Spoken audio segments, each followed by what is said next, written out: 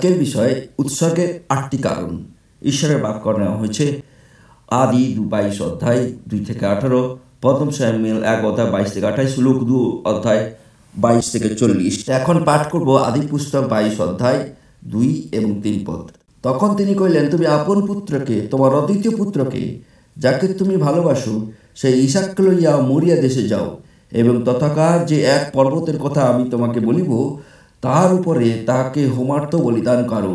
পরে আব্রাহাম প্রত্যুষে উঠিয়া গর্দব সাজাইয়া 2 জন দাস ও আপন পুত্র ইসাককে সঙ্গে লইলেন, হোমে নিত্য কাষ্ঠ রইলেন, আর উঠে ঈশ্বর নির্দিষ্ট স্থানের দিকে গমন করলেন। ঈশ্বরের পঠিত বাক্য আমাদের সকলকে আশীষ দিন। একটি ছেলে, তার হাইট হচ্ছে 5 ফিট, বিয়ে করতে গেছে, তার মায়ের সঙ্গে মেয়ে দেখতে গেছে। মেয়ে দেখতে গিয়ে বসছে, 5 ফিট মানে দেখে বুঝে যাচ্ছে 5 ফিট, খুব ছোট। তখন মেয়ের ঘরের পক্ষ থেকে জিজ্ঞেস করছে, বাবা তোমার হাইটটা কত? তখন বলছে 5 ফিট 10 ইঞ্চি। তখন তার মা পাশে বলছে, তোর এই ফেসবুকের কথাবার্তা বন্ধ করতো। সেই ছেলেটি একটা রেস্টুরেন্টে কাজ করে। তো তার দাদু যে পৌঁছেছে, আমার নাতিকে ছেড়ে দাও, কারণ আজকে ওয়ার্ল্ড কাপ খেলা হচ্ছে, আমরা নাতি আর দাদু বসে আমরা এই ওয়ার্ল্ড কাপ খেলাটা টিভিতে দেখবো, তাই একটু আজকে এর জন্য তার ছুটিটা মঞ্জুরি করা হোক। বলছে, তখন রেস্টুরেন্ট মালিক বলছে, এটা কোনোভাবেই সম্ভব নয়। তখন কেন সম্ভব নয়? না, আপনার নাতি আগে থেকে বলে দিয়ে গেছে আমার দাদু মারা গেছে, তাকে কবর টবর দিতে হবে, যার জন্যই আমি চলে যাচ্ছি। আজকে আমরা যারা খ্রিস্টীয় জীবনের এই ব্যক্তিত্বটা কিন্তু বেশি বেড়ে উঠেছে। যে কথাগুলো আমরা বলি, যে চিন্তাগুলো বলি, সেগুলো কিন্তু ঈশ্বরীয় পবিত্র বাক্যের চিন্তাতে এক ফোঁটা কোথাও পরামর্শ দিচ্ছে না। যার জন্যই আমরা যদি দেখি 3টি ব্যক্তিত্বকে আমরা নিয়েছি। এক হচ্ছে, প্রথম হচ্ছে আমরা ইসাক।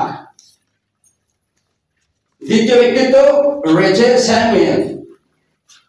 স্যামুয়েলকে খুব বড় বয়সে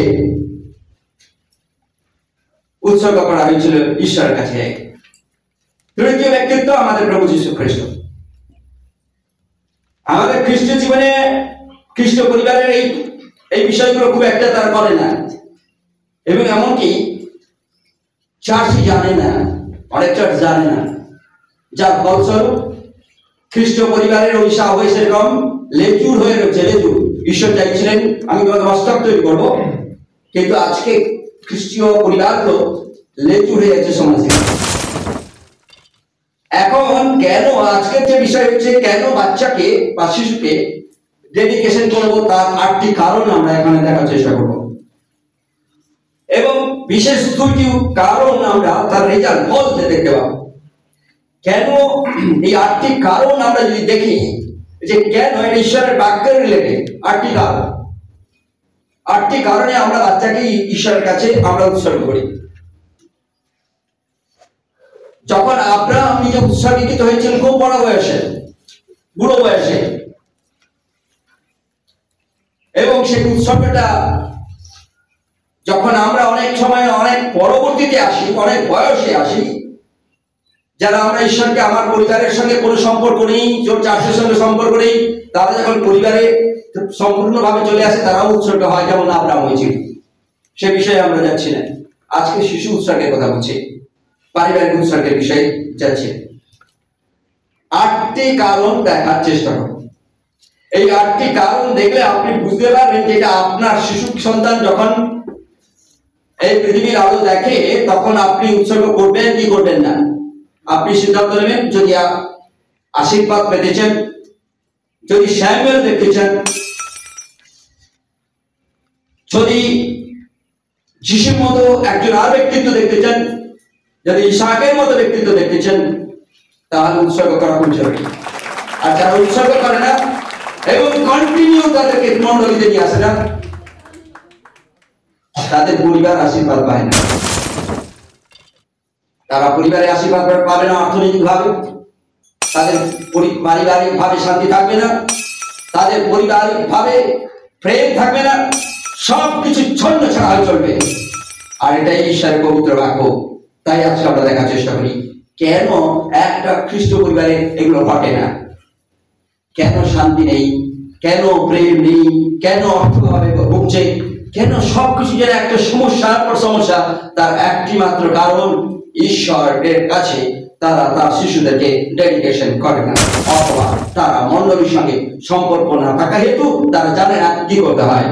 তাই আজকে এই আদি বিষয় নিয়ে কাজ করতে গিয়ে আমরা আজকে দেখে নিতে পারি ঈশ্বরের পবিত্র বাক্য আমাদের পরিবারকে সত্যিকারে আগামী দিনে আশীর্বাদ করতে চান কিনা। 8টা কারণ দেখি। একটা কারণ হচ্ছে, প্রথম, আব্রাহাম ঈশ্বর কি করলেন? আদেশ করলেন। এটা একটি প্রথম কারণ হচ্ছে এটা ঈশ্বরের নির্দেশ। প্রথম কারণ, এটা ঈশ্বরের নির্দেশ। আব্রাহামকে ঈশ্বর নির্দেশ দিলেন। আব্রাহাম তার পরের দিন তিনি সবকিছু নিয়ে চলতে আরম্ভ করলেন। আমরা একটু পরে যখন দেখব যে আব্রাহাম এই নির্দেশটা পাওয়ার পরে তিনি কি করেছিলেন। তা প্রথম আমরা কারণটা দেখলাম, এটা ঈশ্বরের নির্দেশ। আপনি মানতে পারেন নাই পারেন, এটা ঈশ্বরের যে আপনার বিবেচনায় হবে এটা নয়। আপনি যদি ঈশ্বরের বাধ্যের লোক হন, তাহলে আপনি আপনার সন্তানকে ঈশ্বরের কাছে সমর্পণ করবেন, কারণ এটা ঈশ্বরের নির্দেশ। এবার আপনি মানতে পারেন না পারেন সেটা আপনার বিষয়, আমাদের বিষয় নাই। দ্বিতীয় কারণ, আব্রাহাম তিনি বাধ্য হলেন, ঈশ্বরের নির্দেশে বাধ্য হলেন। দ্বিতীয় কারণ হচ্ছে পরিবার বাধ্য হল। এখানে পরিবার নয়, এখানে আব্রাহাম নিজে বাধ্য হয়েছে। ঘটনাটা দেখাই। আব্রাহামকে ঈশ্বর যখন বললো তুমি কি করো, উৎসর্গ করো। কি উৎসর্গ জানি? Burn offering. বার্ন অফারিং মানে জানি? বার্ন অফারিং মানে আগুনের দ্বারাই, আগুনে যেগুলোকে দেওয়া হয় সেটাকে বলে বার্ন অফারিং।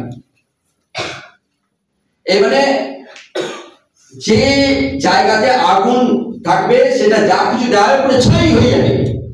আর এই নিয়ম অনুসারে আমরা দেখতে পাই আব্রাহাম ঈশ্বরের বাধ্য হয়ে 22 অধ্যায়ে আদি পুস্তক তার বিশেষ 3 পদে উল্লেখ রয়েছে।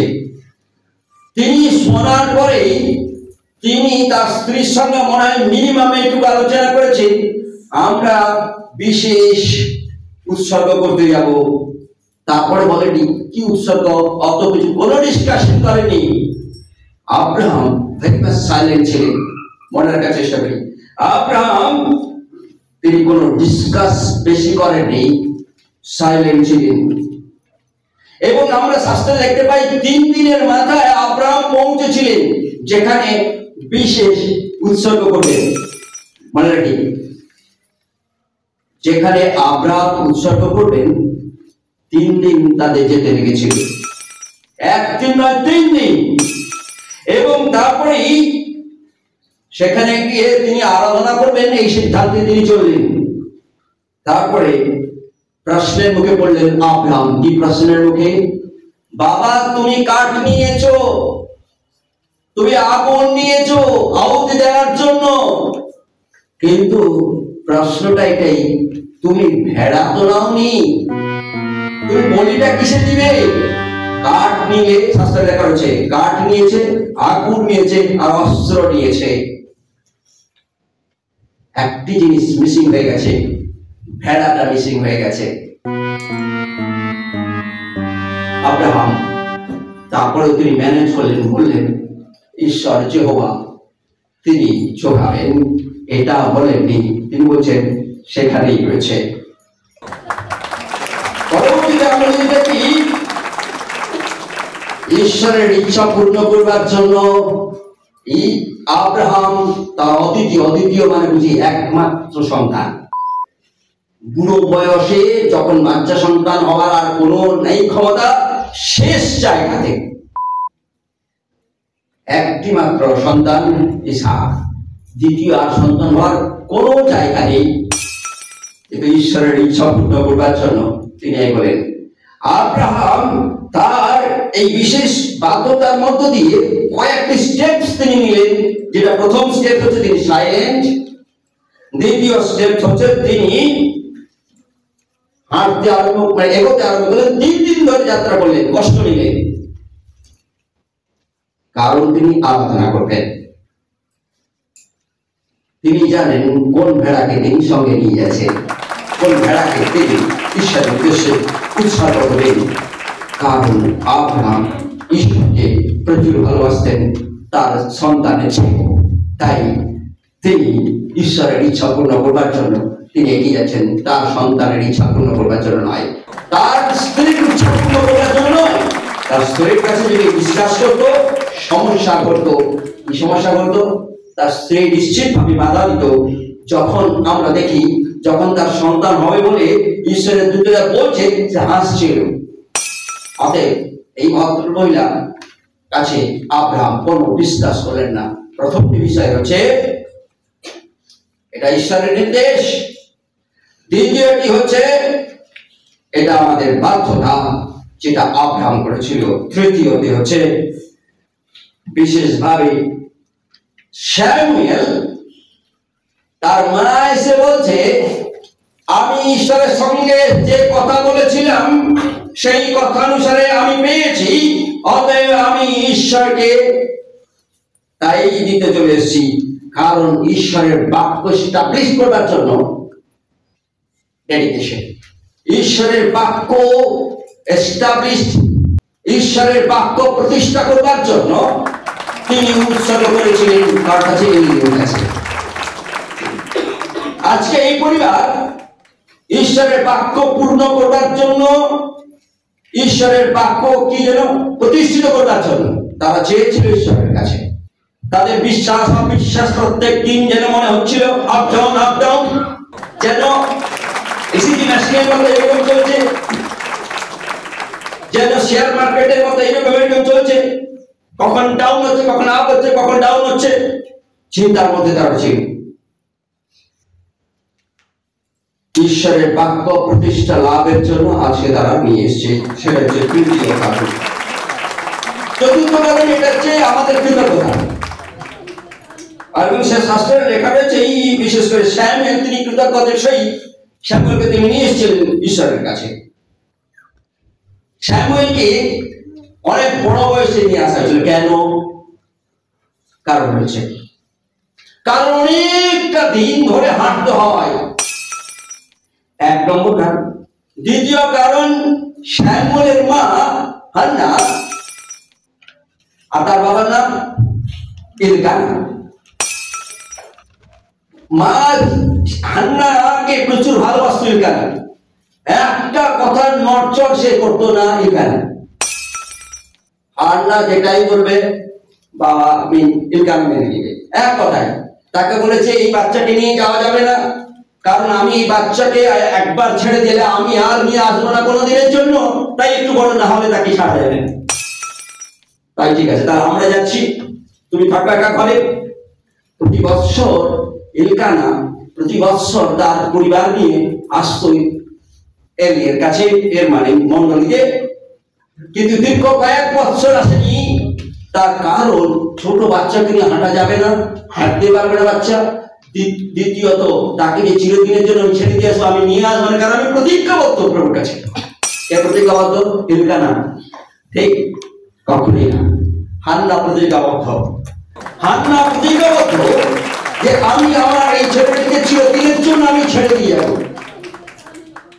তাই সেই অনুসারে আমরা দেখতে পাই তিনি ভেরি মাচ থ্যাঙ্কফুল, কারণ বিশেষ ডেডিকেশন বা শিশু উৎসর্গের একটি মাত্র উৎস হচ্ছে যে আমি ঈশ্বরের কাছে কৃতজ্ঞ। বিশেষ করে যে ঈশ্বর তিনি প্রার্থনা শ্রবণ করেছেন, সেই প্রার্থনা শ্রবণের জন্য সন্তান পাওয়ার জন্যই কৃতজ্ঞ নন, তিনি কৃতজ্ঞ ঈশ্বর তিনি আমার প্রার্থনা শ্রবণ করেছেন, তার জন্য বিশেষ ঈশ্বর যা দিয়েছেন সেটিকে ঈশ্বরের হাতে তুলে দেওয়া। পঞ্চমত, ঈশ্বরের প্রতি প্রেম। আমরা দেখতে পাই বিশেষভাবে প্রভু যীশু খ্রিস্টকে বিশেষভাবে নিয়ে আসা হয়েছিল। আমরা পড়েছি ইউরোপ লিখিত সুসমাচারে বা 2 অধ্যায়ে, যীশুকে তারা নিয়ে এসেছিল। সিমিয়ন সেখানে ছিল, আর কে ছিল? হান্না ও সেখানে ছিল। হান্না কি জানেন কত বৎসর বিবাহিত জীবনে কাটিয়েছে? 7 বৎসর। কত বৎসর বিবাহ ছিল? 84 বৎসর। তাহলে কত বৎসর বিয়ের পরে তার জীবন কেটেছে? 91 বৎসর, 91। তারপরে জন্ম হয়েছে, বড় হয়েছে নিশ্চয়ই কম বেশি 10 বৎসর। ঈশ্বর দীর্ঘায়ু দিয়েছিল হান্নাকে। হান্না তাকে কি বলা হয়? ভাববাদী বলা হয়। এক হান্নাকে দেখলাম যে স্যামুয়েলের মা একজন গৃহিণী, বন্ধা, চিরবন্ধা। এলিও ছিল, সেই মন্দিরে প্রার্থনা করেছিলেন, তাকে ধমক দেওয়া হয়েছিল।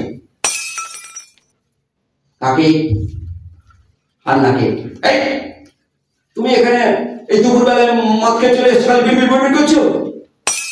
হান্না কেঁদে কেঁদে বলছে, প্রভু আমার মনের কথা বলে বলছে। আর সেই মুহূর্তে তিনি বলতে আরম্ভ করলেন, ঈশ্বর আসছে বছর এই সময়ে তোমাকে পুত্র সন্তান দেবেন। আমেন। হ্যালো হ্যালো সেই পুত্র সন্তান হেতু আমরা দেখতে পাই, বিশেষ করে প্রভু যীশু খ্রিস্টকে নিয়ে আসা হয়। আর শিমিয়ন নিল হাতে, সে অন্য জায়গায় ছিল, কোন একটা অন্য কাজে ছিল। শিমিয়ন অন্য কাজে ছিল। ঈশ্বরের পবিত্র আত্মার প্রেরণা পেয়ে দৌড়াতে পৌঁছে গেছে ঈশ্বরের মন্দিরে, এবং তাকে হাতে নিয়ে বলছে, প্রশংসা দিচ্ছে ঈশ্বরের। তার মা বাবার অবাক হয়ে গেছিল যে কি করে বুঝলো, কোথা থেকে ইনফরমেশন পেল। এমনকি আমরা দেখতে পাই প্রভু যীশু খ্রিস্টকেও উৎসর্গ করা ছিল। তিনি স্বয়ং ঈশ্বর থেকেও তার মা বাবারা ঈশ্বরকে অতীব প্রেম করত, তাই তাকে উৎসর্গ করেছিল। তার কারণ ঈশ্বরের প্রতি এই পরিবারের প্রেম অদ্ভুত ছিল। যে পরিবার প্রেম আছে কিনা বুঝবেন কি করে? যদি তার সন্তানদেরকে প্রত্যেক সময়ে ঈশ্বরের হাতে সঁপে। আপনি তার বুঝতে পারবেন ঈশ্বরকে বেশি প্রেম। আব্রাহাম তার প্রেম এতটা গভীর ঈশ্বরের জন্য, যার জন্য তার নিজের সন্তানকে কেটে দেওয়ার জন্য খড় বানিয়ে বেরিয়ে গেছে। কারণ এটা ঈশ্বরের নির্দেশ। আগে ঈশ্বর, পরে আমার সন্তান। আমরা কি করি? আগে আমার সন্তান, পরে আমার ঈশ্বর। তাই এখানেই পরিবারগুলো আশীর্বাদ পায় না, পূর্ণতা পায় না। ঈশান একটি মাত্র ঈশান, আর দ্বিতীয় কোনো ইস্যু হবে না। তারপর ঈশ্বর ডিমান্ড করে বসছে, ঈশাকে বলি না। ঈশ্বর কি ক্ষুধার্ত অন্য কারোর মতো? কখনোই না। দেখছে আব্রাহামের ভেতরে, মনে এবং হৃদয়ে সত্যিকারের প্রেম কতটা। কারণ আমার ঈশ্বর সুদা কোন মানুষের বই চায় না। জাস্ট তিনি টেস্ট করছিলেন আব্রাহাম কতটা ঈশ্বরকে প্রেম করে। আব্রাহাম কতটা ঈশ্বর বলছেন আমাকে প্রেম করে।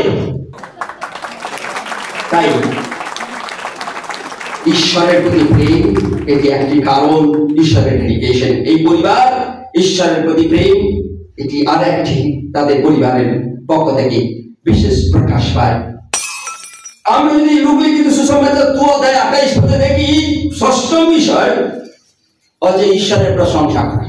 এটা একটি কারণ। একসঙ্গে পরিবারের ঈশ্বরের প্রশংসা করে বাচ্চাকে নিয়ে, যেমন যিশুকে নিয়ে প্রশংসা করবার জন্য ঢুকে পড়েছিল মন্দিরে, আর সকলে প্রশংসা করছিল ঈশ্বরের। সপ্তম কারণ হচ্ছে,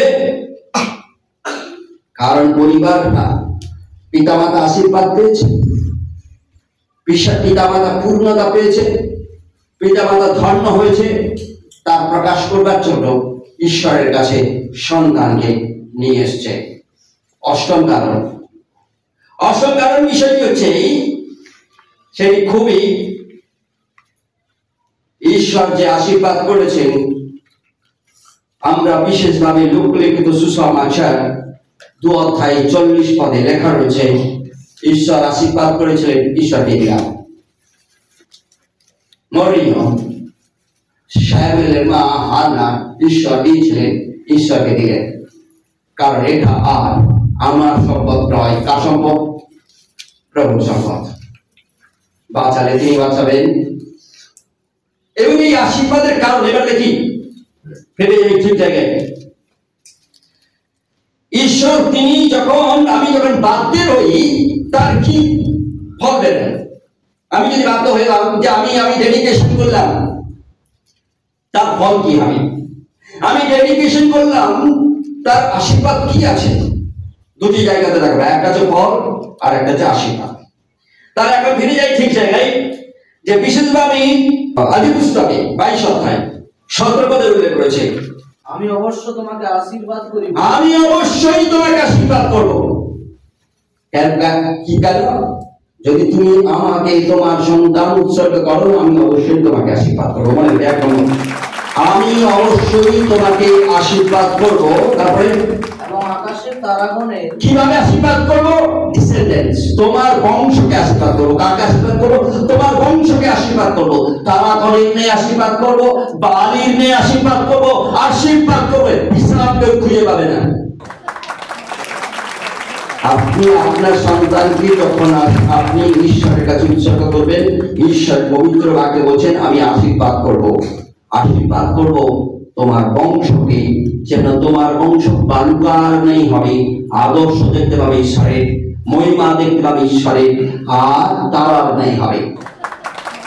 তৃতীয়ত ঈশ্বর তিনি বলছেন তার বিশেষ তৃতীয় ফল কি? তোমার বংশ শত্রুগণের পুরোদার অধিকার করিবে। তোমার বংশ শত্রুকে ধ্বংস করে এগিয়ে যাবে। আমেন। আমাদের খ্রিস্টান পরিবারের লোককে তার শত্রুকে এগিয়ে যাবে, কি বড় লোকের এসে টিপে দিয়ে চলে যাবে। কেন জানেন? শুধু বাচ্চাকে উৎসর্গ করেছে, যদি কোনো উৎসর্গ তারপরে দিন আর পাওয়া যায় না তাকে খুঁজে। আমার এলাকা, আমার এই হান্না এত দূর দেখা যাবে, কতদিন ধরে হাঁটতে হয়, 8-10 দিন ধরে হাঁটতে হয়। যিশুকে যখন নিয়ে এসেছিল কটা দিন ধরে হাঁটতে হয় জানেন। তার মধ্যে একবার আমরা দেখি বড় বাচ্চা আছে হারিয়ে গেছিল মানে থেকে গেছিল। বাচ্চা যখন ছোট থেকে সে উৎসর্গ করা হয়েছিল, সেই বাচ্চা বুঝে নিয়েছিল এটাই আমার জায়গা, তাই তার মা বাবা চলে গেছে কিন্তু বাচ্চা থেকে গেছে, এত প্রেম করে। কিন্তু এখন দেখা যায় মা বাবা থেকে যায়, বাচ্চাটা পালিয়ে যায়। কারণটা কোথায়? কারণ একটাই, উৎসর্গ ঠিক হয়নি। কারণ সেই ছেলেকে মেয়েকে তার বাবা মানে এটা আমার সম্পদ, আমার বুড়ো অবস্থায় আমাকে দেখবে। মনে রাখি, আপনি যখন শ্যামুয়েলের জীবন দেখছেন, শ্যামুয়েলের যখন সে সিদ্ধান্ত নিয়েছিল এই একটা ছেলে পেলে আমি যথেষ্ট, আমার বুড়ো কালে দেখার দরকার নেই। হান্নার নিজে নিশ্চিন্ত হয়েছিল যে আমাকে সন্তান দিলেই আমি দিয়ে দেবো, তারপরে যদি দ্বিতীয় সন্তান না হয় আসেন। আর আমরা সন্তানের বাবা, একটা সন্তান না হলে আমার বুড়ো বয়সে চলবে কি করে, আমাকে খাওয়ার দিবে কি করে, আমাকে এই ইত্যাদি ইত্যাদি। তার জন্যই আমরা শত্রুদের হাত থেকে আমাদের বংশকে রক্ষা ঈশ্বর করবেন না, বরং শত্রুদের হাতে সমর্পণ করবেন। এইভাবেই হচ্ছে চলছে। যখন আমার সম্পদ করে তুলি আমার সন্তানকে, আব্রাহাম ইসহাককে তার সম্পদ করলেন না, ঈশ্বর দিয়েছেন, তিনি দিয়েছেন, দিয়ে দেবেন। আর তারপরে আমি ডিসকাশনে যাচ্ছি না, কারণ তারপরে আব্রাহামের ভেতরে কি ইচ্ছা ছিল সেটা এখন এই মুহূর্তে বলতে চাই না, কারণ সময় চলে যাবে। ঈশ্বর আপনাকে অধিকার দেবে শত্রুদের উপরে কর্তৃত্ব করবার। যদি আপনি ঈশ্বরের জীবন ঠিকভাবে থাকেন, আপনি কর্তৃত্ব পাবেন। এটা আমি শুধু মুখের কথা বলছি না, এটা আমার ব্যক্তি জীবনের কথা বলছি। আমি মুখে হঠাৎ করে কিছু বলি না, টেস্ট করে দেখেছি এবং আমাকেও দেখতে পাচ্ছেন। লোকেরা আপনাকে তিরস্কার করবে, চুপচাপ থেকে যান। আপনাকে মানছে না, চুপচাপ থেকে যান। শুধু আপনি ঈশ্বরের প্রত্যেকটি নিয়ম মেনে মেনে প্রভুকে কাঁদতে থাকুন, বলতে থাকুন। ওরা একদিন ঘুরে এসে বলবে কি মিস্টেক করেছি, কেউ মিস্টেক করেছি, এই লোকটিকে আমি তুচ্ছ করেছি, এই লোকটিকে আমি ইয়ে করেছি, কিন্তু এখন তার সামনে দাঁড়াতে আমার খুব কষ্ট হয়। কার লজ্জাই দাঁড়াবে না। আজকে ঈশ্বরের পবিত্র বাক্যে যদি আপনি আপনার সন্তানকে ঈশ্বরের কাছে উৎসর্গ করেন, জানেন প্রতিটি সময় যিশুকে বিশেষ মন্দিরে জেরুজালেমে নিয়ে আসা হতো, উৎসর্গ করে তারপরে আর ভাগিয়ে দেয়নি, ভেঙে যায়নি। এলকানা তার সন্তানকে সম্পূর্ণভাবে নিশ্চিত করবার জন্য অপেক্ষায় ছিল, যার জন্যই তার বড় বয়সে তাকে যে উৎসর্গ করা হয়েছিল বলে অনেক বেশি তাকে খেসারত দিতে হয়। শাস্ত্রে লেখা রয়েছে তিনি নিয়েছিলেন ব্রিজ মানে জানেন, কারণ অনেক বড় বয়সে উৎসর্গ করার জন্যই তিনি ব্রিজ নিয়ে এসেছিলেন, যেখানে ছোট বয়সে উৎসর্গের সময় যিশু ক্ষেত্রে তেমন কিছু আছে না, একটা কপল বা একটা কি সব নিয়ে এসেছিল, কিন্তু স্যামুয়েলকে উৎসর্গ করার সময় ব্রিজ আরো অন্যান্য ব্রিজটা কি ষাঁড়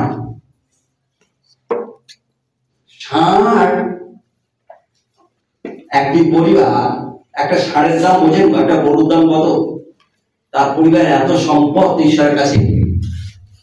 বিশেষ করে হান্না রেডি করেছিল যে আমার ছেলের সঙ্গে সঙ্গে একটা ষাঁড় দিতে হবে, ষাঁড়টাকে রেডি করতে হবে, আর অন্যান্য দ্রব্য ছিল।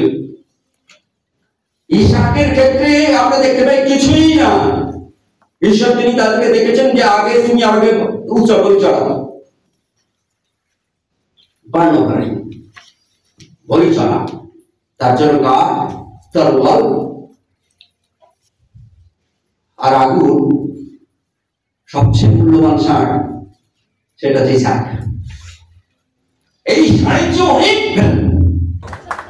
তাই না? আব্রাহাম যদি বলতো, ঈশ্বর তাকে যদি বলতো আমাকে 100টা ষাঁড় দাও, আব্রাহাম দিয়ে দিত। তারপরে ইসহাককে চাইল ঈশ্বর, কারণ এটা ঈশ্বরের দাবি, সন্তান ঈশ্বরের দাবি। আপনার সন্তান এটা ঈশ্বরের দাবি, আপনার সন্তান এটা ঈশ্বরের অধিকার, আপনার সন্তান এটা আপনার নয়, এটা ঈশ্বরের। এখন তাহলে আপনি যদি সন্তানকে ঈশ্বরকে দেন, তাহলে আপনার যে শত্রুপক্ষ রয়েছে তিনি অধিকার করবেন, আপনার বংশ অধিকার করবেন। তোমার বংশে পৃথিবীর সকল জাতি আসবে, আর তোমার বংশ দ্বারাই আমি সকল জাতিকে আশীর্বাদ করব। আমেন। তোমার বংশ দিয়ে আমি স্বীকার করব না। আমরা খ্রিস্টান পরিবারগুলো ঈশ্বরকে দিই না, তার জন্য আপনার পরিবারকে দিয়ে ঈশ্বর আর সমাজে আশীর্বাদ করে না। দেশকে দূরের কথা, জাতিকে দূরের কথা, আপনার চারিপাশে যারা রয়েছে তার আশীর্বাদ পায় না।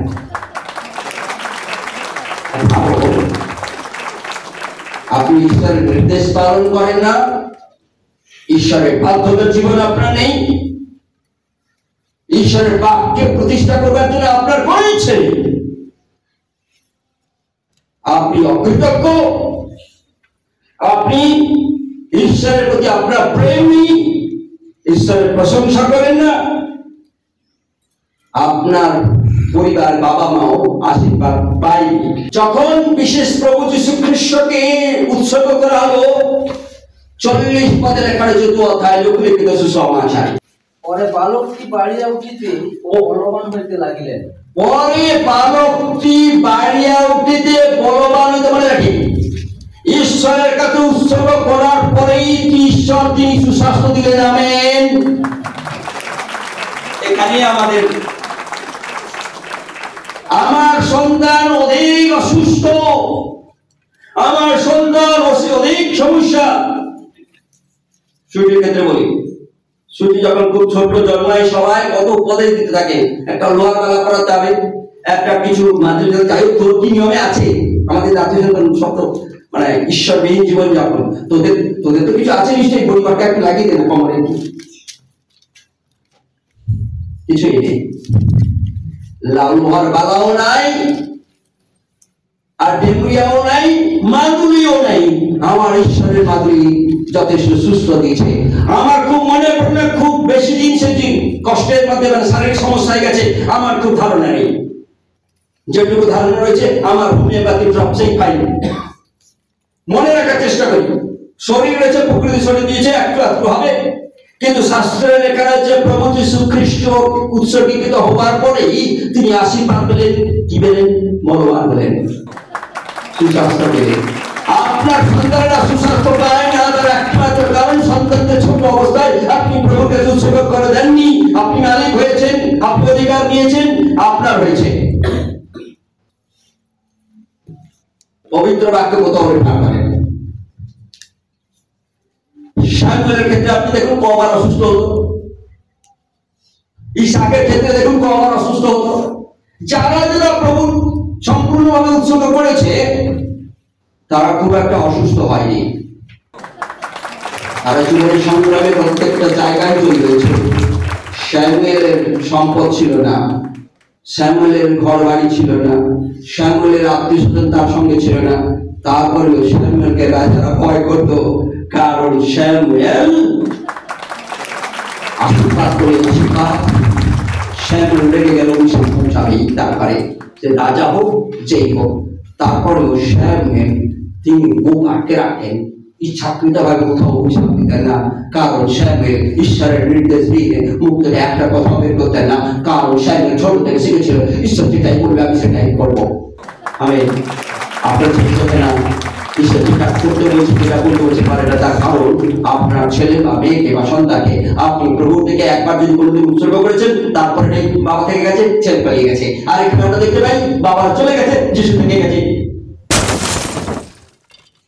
যিশু বলছে, বাবা মা তোমরা কি জানো না আমার বাবার ঘরে আমাকে থাকতে হবে, জানো না? বুঝিয়ে দিয়েছিল যে তোমরা বাবা ঠিকই, তোমরা মা ঠিকই, কিন্তু তার মধ্যে আমার বাবা যিনি আমাকে প্রেরণ করেছেন, ছোট সন্তান যেন জানতে পারে তাকে কে প্রেরণ করেছে, এই পৃথিবীতে কি উদ্দেশ্যে প্রেরণ করেছে। বলবান করাতে চেয়েছেন আগামী দিনে যা যে সকল সন্তান আগামী দিনে আপনাদের কোটি থেকে বেরোবে, বংশ থেকে আসবে, তাদের সন্তানকে আপনি প্রভুর কাছে নিয়ে আসবেন, তবেই আপনার সন্তান বলবান বা সুস্বাস্থ্য পেতে থাকবে। দ্বিতীয়ত কি হবে? বেড়ে উঠবে সুস্বাস্থ্যবাদী, শক্তিশালী হবে, প্রত্যেকটি ক্ষেত্রে শক্তিশালী হবে, লড়াই করার ক্ষেত্রে। তৃতীয়ত শাস্ত্রে লেখা আছে জ্ঞানে বৃদ্ধি পাবে,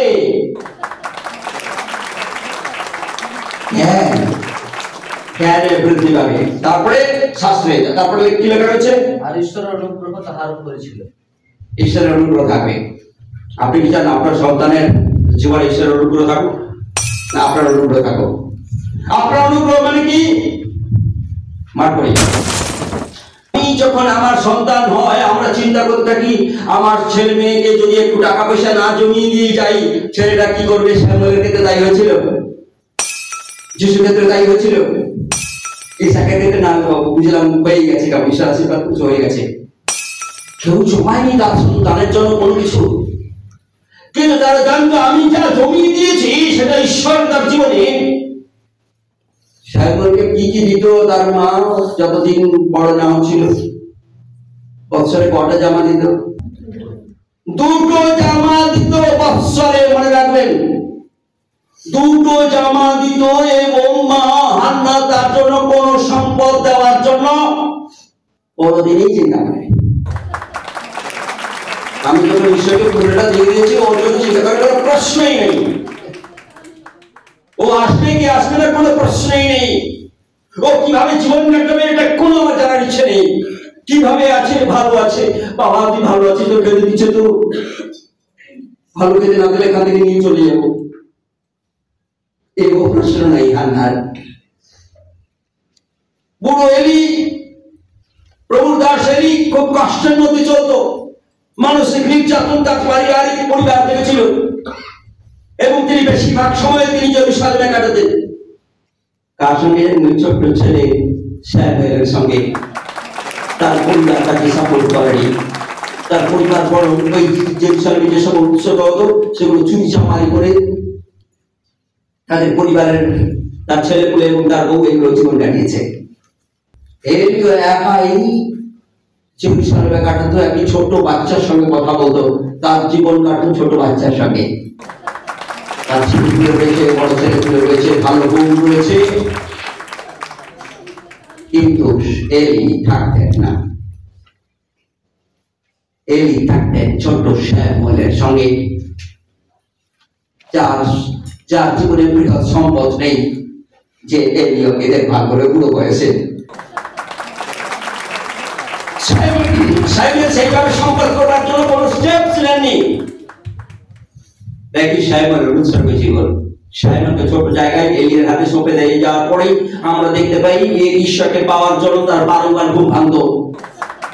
আপনি আপনার ঈশ্বরকে পাওয়ার জন্য মাঝে মাঝে ঘুম ভাঙে, আপনারই তো ঘুম ভাঙে না। আপনার ঈশ্বর আদৌ আছে কিনা আপনার জীবনে, সেটাই প্রশ্ন এখন। আপনার জীবনে আপনার ঈশ্বর আছে? আপনার জীবনে আপনার ঈশ্বরের জন্য সকালবেলা ঘুম ভাঙে যখন তখন কেঁদে ওঠেন, বালিশকে জড়িয়ে বলেন, প্রভু তুমি আমার সঙ্গে রয়েছে? কোনো কিছুই আপনার ঘুম ভাঙে না। আপনার আমাকে এখন প্রশ্নের উত্তর যদি দিতে হয়, আপনার পরিবার আশীর্বাদ পাচ্ছে না, তার কয়েক এইগুলো কারণ। আপনি স্বভাবতই ঈশ্বরের আদেশ অনুসারে আবার আপনার জীবন বা আমাদের জীবন যাপন নেই। আমরা ঈশ্বরীয় বাধ্য নই। আমরা ঈশ্বরের কর্মকাণ্ডকে প্রতিষ্ঠিত করতে চাই না আমার পরিবারে। আমার ভাই সে প্রচুর ড্রিঙ্ক করতো এবং একটা রাস্তায় একটি ঘটনা ঘটার পরেই আমার তখন মাথা গরম হয়ে গেছিল, একে ভাঙবো, থানায় দিয়ে যাবো এটাকে। তারপরে আমি নিজেকে কন্ট্রোল করলাম, ভাবলাম, এবং তারপর থেকে আমি দীর্ঘ প্রায় 3-4 বছর তাদের সঙ্গে কোনো কমিউনিকেশন করিনি। অভিশপ্ত হয়ে গেছে, আর তোমার সঙ্গে আমার কোনো সম্পর্ক নেই। পরবর্তীতে সেই ভাই প্রভুতে সঠিকভাবে ফিরে এখন অন্যরা যাতে মাল না খায় তার জন্য চিন্তা করে। আপনি আপনার জীবনকে হয় প্রভুতে ঘুম ভাঙাবে, এর মানে আপনি আপনার পরিবারের জন্য প্রার্থনা করবেন, আপনার আপনজনের জন্য প্রার্থনা করবেন, যে সারাদিনের যে কষ্ট আপনাকে দিয়েছে লোকেরা। অনেক সময় রাস্তায় যাচ্ছেন, আপনাকে অনেকে ভালো লোকেরা না জেনে, আপনার পরিচিত না থাকলে কি আর কষ্ট দেয়। তাহলে অনেক কিছু এমন অ্যাকশন করে যে অ্যাকশন গুলো খুব ব্যথা লাগে। তার জন্য বলবেন, প্রভু ওকে ক্ষমা দাও, আমাকে সুস্থের আজ্ঞা দাও, যেন সুস্থ হই। আপনি যদি ক্ষমা রিলিজ না করেন, আপনি সুস্থ হবেন। অনেক ভালো লোকেরাও আপনাকে মানে আঘাত দিয়ে কথা বলে, পিন দিয়ে কথা বলে, কোন না কোন ক্ষেত্রে আমরা আঘাত পাই, আর সেগুলোকে তার জন্য ঘুম ভাঙানোর রাস্তা আছে। তাই আসি প্রভু দয়া চাই। হান্না বুঝেছিল শায়রম্যান যদি শক্তিশালী হয়, একমাত্র এলির হাতে শক্তিশালী হবে, কারণ যে এলি আমাকে নিকারে দিয়েছিল। আমেন। হান্না এটা উপলব্ধি করতে পেরেছিল। হান্না পরিষ্কার বুঝেছিল যে ঈশ্বরের আত্মদ্বারা আমার কথা না বলে আমাকে মদকে চলে এসছো। খুব কষ্ট হচ্ছে না, আমার কষ্ট হচ্ছে। তারপর সে রেখে বলতো, আমি দিব না, আমি অন্য কোনো জায়গায় দিব, দিব না। হান্না কিছু করেনি। হান্না 8 বছরের পরে ফিরে এসে সেই মন্ডলীতে, এবং মন্ডলী এসে পুরানো কথাটাই পুনরাবৃত্তি করছে, যাকে প্রভু সেদিন তুমি এই ধরনের বিজ্ঞানে দিয়েছিলে ভুলবশত, এবং সেই দিনই তুমি আশীর্বাদ করেছিলে আমার সন্তান হবে। সেই সন্তানকে আমি চিরকাল জন্ম দিতে এসেছি। একটা বিশেষ আশীর্বাদ, কারণ এলিও খ্রিস্টান সাকসেসর, প্রভুর আমার অবর্তমানে পরিচর্যাটা কে হবে, কে নেতৃত্ব দেবে। তার ছেলেটা ছিল, তার ছেলেকে দিতে পারত দায়িত্ব, তারা যাজকের কাজ করতো। হ্যালো, এই ছেলেরা কি করতো? যাজকের কাজ করতো। তারপরে তাদেরকে দায়িত্ব বা অভিষিক্ত করলো না, বললো অন্যের ছেলে, সে হচ্ছে স্যামুয়েল। স্যামুয়েল এমন অভিষিক্ত হলো যার ফলে তাকে অনেক দিন, অনেক সময় লুকিয়ে লুকিয়ে থাকতে হয়েছে, ভয়ে থাকতে হয়েছে, কারণ রাজারা তাকে ভয় করত, আর রাজা আবার বুঝতো, কারণ রাজা ভয় পেয়েছিল শ্যামলকে। একটা ছেলেকে উৎসর্গ করার পরিবর্তে বড় বড় রাজারা থমকে গেছিল, ভয় করছিল। আপনার ছেলে আপনার পরিবারে, আপনার সমাজে, আপনার পাড়াতে, আপনার জাতে, অন্যান্য জাতে ভয় একমাত্র করবে যখনই আপনি আপনার সন্তানকে প্রভুর হাতে উৎসর্গ করবেন, বাধ্যতার সহিত নির্দেশ অনুসারে ঈশ্বরের তাকে বড় করবেন। বড় কি? বাচ্চাটি তখনই বড় হয়েছিল যিশু, তিনি বৃদ্ধি পেতে থাকলেন, বলবান হতে থাকলেন। আর শাস্ত্রে লেখা যে জ্ঞানে বৃদ্ধি পেলেন, আর ঈশ্বরের অনুগ্রহ। আপনার ছেলে উৎসর্গ হয়ে যায়, কিন্তু ঈশ্বরের অনুগ্রহে বৃদ্ধি পায় না, আপনার অনুগ্রহে বৃদ্ধি পায়, যার ফলে আর গাড়ি করে না। গাড়ি ভাঙা গাড়ি বেশি দিন করবে না। আপনি যদি আপনার গাড়ি গড়াতে চান, আগামী দিনের কোন সন্তান আপনার বংশ থেকে নাতি হোক, পুতি হোক, ছেলে হোক, মেয়ে হোক, যা আপনার হবে, আপনি প্রথম কাজ করবেন প্রভুর হাতে সঁপে দিতে। যদি দেখতে চান প্রতিভা বলবান হোক, জ্ঞানবান হোক, ঈশ্বর অনুগ্রহ তার জীবনে থাকুক। যদি চান আপনার বংশ আশীর্বাদ পাক, নক্ষত্র নেই হোক, বালুকার নেই হোক, যদি চান আপনার ওই বংশ অন্যের আশীর্বাদের কারণ হোক, আপনি ঈশ্বরের হাতে উৎসর্গ করবেন। ঈশ্বরকে আব্রাহাম উৎসর্গ করেছিল, উৎসর্গের পরিবর্তে কি পেয়েছিল? পেয়েছিল আশীর্বাদ। দ্বিতীয় পেয়েছিল যে তোমার বংশ এমন হবে, নক্ষত্রের নেই হবে, হিসাব খুঁজে পাবে না, বালির নেই হবে, হিসাব খুঁজে পাবে না, এবং তোমার বংশ অধিকার করবে শত্রু নেই সম্পদ। যারা শত্রু, যারা ক্ষতি বারংবার করছে, তারা উদ্ধার করবে। তোমার বংশ দিয়ে আমি উদ্ধার করাবো, কারণ এটা আমার ইচ্ছে। এবং তোমার বংশ যাকে আশীর্বাদ করবে,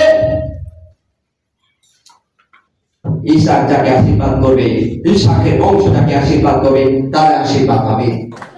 আপনি চান আপনার সন্তান যাকে আশীর্বাদ করবে, আপনার সন্তানের যারা আগামী দিনে যারা আসবে তারা আশীর্বাদ করবে, অন্য আশীর্বাদ আপনি চান, তার উৎসর্গ করবেন সন্তানকে। আসুন আমরা আশীর্বাদ পাওয়ার জন্য নিজেদেরকে প্রভুর কাছে নিয়ে আসি। প্রভুকে বলি, প্রভু তুমি আমার জীবনে আশীর্বাদ করো, যাতে আগামী দিনে কোন সন্তান, সে পুত্র হোক, কন্যা হোক, নাতি হোক, পুতি হোক, যদি আমার বংশ থেকে বেরোয় অথবা আমার কোন রিলেশন রয়েছে, তাকে আমি এনকারেজ করবো, যার ফলে সেই জন্য তার সন্তানকে তোমার উদ্দেশ্যে উৎসর্গ করে, এবং কন্টিনিউ উৎসর্গ করে শেষ নয়, কন্টিনিউ তাকে তোমার দিকে বারবার ঠেলে দেয়, বারবার নিয়ে আসে। যেমন ভাবে স্যামুয়েল, যেমন ভাবে ইসাক, মার্ক করি এখানে আব্রাহাম খুব বুড়ো হয়ে গেছিল, তখনও বিয়ে দেয়নি ইসাককে। আব্রাহাম তার দাসদেরকে বলছে, দেখো বাবা, আমার ছেলেকে তুমি নিয়ে যাবে ওখানে, প্রভু জায়গা থেকে তুমি নিয়ে যাবে না। বিয়ে হয়, ছেলে বিয়ে করে মেয়ের ঘরে। আব্রাহামের সন্তান ইসাকের ক্ষেত্রে একদম আব্রাহামের নির্দেশ, আমার ছেলেকে ঈশ্বরের জায়গাতে কোনোদিনের জন্য নিয়ে যাবে না। আব্রাহাম ঈশ্বর ছাড়া একমাত্র আব্রাহাম, আব্রাহামের পরিবার ঈশ্বর ছাড়া কোথাও কেউ ঈশ্বর জানে না। সব মূর্তি পূজা করে, চারিপাশে করে, কিন্তু বিয়ে তো করাতে হবে। সমস্যাটা সেইখানে লেগে গেছে। তার জন্য আব্রাহাম বলছে, আমার ছেলেকে কোনো মতেই নিয়ে যাবে না, তার জন্য মেয়ে আনবে এখানে। আমি ঈশ্বরের দাস বলছি, মেয়ে আসবে না, মেয়ে আসবে, আমি বলেছি যখন আসবে, ঈশ্বরের জায়গা থেকে আমার ছেলেকে সরাবে না। আজ তার জন্যে ইসাক, আজ তার জন্যে আমরা প্রভুর জায়গাতে আসতে পেরেছি। গোটা সম্পূর্ণ বিশ্ব আজকে প্রভুকে দেখতে পাচ্ছে, তার কারণ ইসাক। মনে রাখার চেষ্টা করি, আপনি আপনার সন্তানকে ঈশ্বর থেকে সরাবেন না। বিয়ের জন্য মেয়ে যদি নাও পান, কারণ মেয়ে যদি চলে আসে আর মেয়ে যাবেন ওখানে। ইসাকের পরিবার এবং চারিপাশে যারা রয়েছে যেমন ভাবে বৃদ্ধি পেয়েছে, সেও মেয়েটি তেমনি ভাবে বৃদ্ধি পাবে, এবং তার সন্তান তেমনি ভাবে বৃদ্ধি পাবে। ইসাকের সন্তানের নাম কি? এসু আর যাকব। যে যাকবের পরবর্তী, যাকব মানে হচ্ছে কপট, পরবর্তী ঈশ্বর তার নাম বদলে ইসরায়েল করলো, আসছে ইসরায়েল। ইসরায়েলের প্রতি থেকে প্রভু যীশু খ্রিস্ট এসেছিলেন, মনে রাখি। আপনার প্রতি থেকে অনেক আশীর্বাদের মানুষ জন্মাতে চায়, যদি একবার ঈশ্বরকে বারংবার আব্রাহামের মতো বলবেন, আমার সন্তান যেন প্রভু থেকে সরে না যায়। বিয়ে না হোক চিরকাল, কিন্তু একবার ট্রাই করবে। দাসদাসীরা ট্রাই করবে। আমার সদা প্রভু, আমার ঈশ্বর, যিনি আমাকে আহ্বান করেছেন, যিনি আমাকে এই জায়গাতে এনেছেন, তিনি মেয়ে যোগাবেন। এবং মেয়ে এসেছিল অন্য জায়গা থেকে, বিয়ে হতে। তখনকার মতো ক্যামেরা নিয়ে ছবি তুলে নিয়ে গিয়ে, দেখো এই ছেলেটা তো পছন্দ হয়েছে, মেয়েটা হ্যাঁ কত সুন্দর স্মার্ট ছেলে, ও কি করে আগে কি হবো, আগে লটপট করে ঢুকে পারি। আর ঢুকে গিয়ে ফেসে যায়। আমাদের মতো অনেকেই ফাঁসতে থাকে, কারণ ঈশ্বরের ইচ্ছানুসারে চলে না। নিজেরাই সিদ্ধান্ত নিয়ে ঢুকে পড়ে, তারপরে অনগরিত ঢুকে পড়ার পরে ইসাকের বই সত্যি বলে হয়ে যাচ্ছে। ইসাকের জন্য কি দিয়েছিল? ভেড়া দিয়েছিল, আর এখানে ভেড়া দিতে হয়নি, বিয়ে করে হয়েছে। পার্থক্যটা এটাই। ছেলে দেখলে ঠিকঠাক লাল করে, মেয়ে দেখলে ঠিকঠাক লাল করে, ঈশ্বরের ইচ্ছা জানার চেষ্টাই করে না। আর এখানে ইসাক চুপচাপ আছে, জানে যে দাসেরা গেছে আনতে, কি করতে গেছে অত তার বাবার কাছে জিজ্ঞেস করেনি যে কি জন্য গেছে। গেছে ওরা গেছে গীত নিয়ে গেছে, স্বর্ণ নিয়ে গেছে, আর ঘোড়া গাড়া ইত্যাদি নিয়ে চলে গেছে সব। এরপর সে যখন ভেড়া পাল চড়িয়ে আসছে, ইসাক শুনতে পাচ্ছে ঘরে বাজারের কাজেরা বাসছে। দাসের কাছে কি ব্যাপার, আজকে হঠাৎ বাজারে যাবেন কেন? কোনো তো প্রিপারেশন ছিল না আমার, আমি তো খুব মানে বুঝতে পারছি না কি হচ্ছে। বলছে আচ্ছা আচ্ছা আচ্ছা, তোমার জন্য সুখবর আছে, তোমার জন্য সুখবর আছে। আমার জন্য সুখবর? আমি জানি না আমার জন্য সুখবর। আর সেই সুখবরটি হচ্ছে তার স্ত্রী যাকে বিয়ে হতে চলেছে, রেবিকা। রেবিকাও দেখেনি, আর সাক্ষ্য কোনোদিন দেখেনি, স্টিল তারা বিবাহ বন্ধনে জড়িয়ে পড়ছে। রেবিকার পরিবার মূর্তি পূজাতে পূর্ণতা, আর ইসাক সদা প্রভুকে আসার্থ, সদা প্রভু ছাড়া কোথাও তাদের গমনাগমন হয়নি। আব্রাহাম জানতো একমাত্র কোনটা মূর্তি কোনটা ঈশ্বর। আপনি জানেন না কোনটা মূর্তি কোনটা ঈশ্বর। আমরা তার জন্যই আমরা ভুল করি। এ মেয়েকে চলে যাই, সে মেয়েকে চলে যাই, সেটা করি, লাথি খাই। আমরা কিছুদিন পূর্বে দেখা যায় একটা খ্রিস্টান ছেলেকে বেঁধে রেখেছে, যতক্ষণ কি সব হয়েছিল, যতক্ষণ না নিবি ততক্ষণ বেঁধে রেখেছে। কি ভালো সুন্দর দৃশ্য। আজকে দেখা যাবে দেশের প্রধান হয়ে গেছে। সরকারি যারা এইসব, আমরা প্রবল লোকেরা এগুলো তো অনেক সময় আমরা সব প্রকাশ করি না, কারণ গোটা রাজনৈতিক জায়গাটা তো পুরো আপডেট। ঘুষ ছাড়া কাজ চলে না, নেতারা ঘুষ খায়। বেশিরভাগ ক্ষেত্রে আমি দেখেছি, দু একটা ব্যতিক্রম ছাড়া। আপনার ছেলেকে কি ঘুষ খাওয়ার জন্য জায়গা করে ইসাককে করেনি তার বাবা? প্রভুর পথে বারংবার সুরক্ষিত রেখেছে, যাতে মেয়ে আমার ইসাক অন্য জায়গায় যে না যায়, অন্য মেয়ে না থাকে। তার জন্য যে মেয়েটা ঈশ্বর দেবে সেই মেয়েটাকে দিলাম। আর মেয়েরা খুশি, আপনার যাবো না, আমার স্বামী থাকবে ওই জায়গায় যাবো না, কারণ আমি যদি আসে বাপের ঘর যাই, আমার বংশ, আমার স্বামী ধ্বংস হয়ে যেতে পারে এবং আমিও ধ্বংস হয়ে যেতে পারি। তাই তারা যায়নি। বরং যখন এই ক্রাইসিস সংকট ঘটে যাকবের জীবনে, যাকবকে পাঠাচ্ছে তার মা, চলে যেত না, আমার ঘরে বাঁচবি না, এখানে তোর দাদা বলবার কাছে কোথায় ঝড়াঝাটি হবে, ক্ষতি হবে। তখনই পাঠিয়েছিল, তার পূর্বে পাঠিয়ে। আজকে আসুন, বলবান হওয়ার জন্য, বৃদ্ধি হওয়ার জন্য, জ্ঞানবান হওয়ার জন্য, ঈশ্বরের অনুগ্রহ আপনার বংশে, আপনার জীবনে থাকার জন্য, আপনার পরিবারে থাকার জন্য উৎসর্গ করুন। ঈশ্বরের ক্ষেত্রে বারংবার যখন ইসাককে দেওয়া হয়েছিল, প্রভু যীশু খ্রিস্টকে বারংবার জেরুসালেমে তার বিশেষ পরিচয় দেওয়া হয়েছিল। যেমন বিশেষ শ্যামলকেও পরিচয় দেওয়ার জন্য, এটাই তোমার জায়গা, যে তিনি দিয়েছেন, তিনি তোমাকে বৃদ্ধি করবেন, তোমাকে আশীর্বাদ করবেন, তোমাকে অনুগ্রহ রাখবেন। এই জায়গা ছেড়ে কোথাও তুমি সরবে না, কারণ এটা প্রভুর আশীর্বাদের জায়গা। কারণ তোমার বংশ দিয়ে তিনি অন্যের আশীর্বাদ করবেন।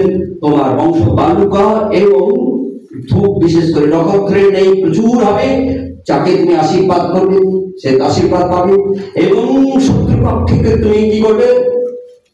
তুমি শত্রুপক্ষকে জয় করবে। আশীর্বাদ।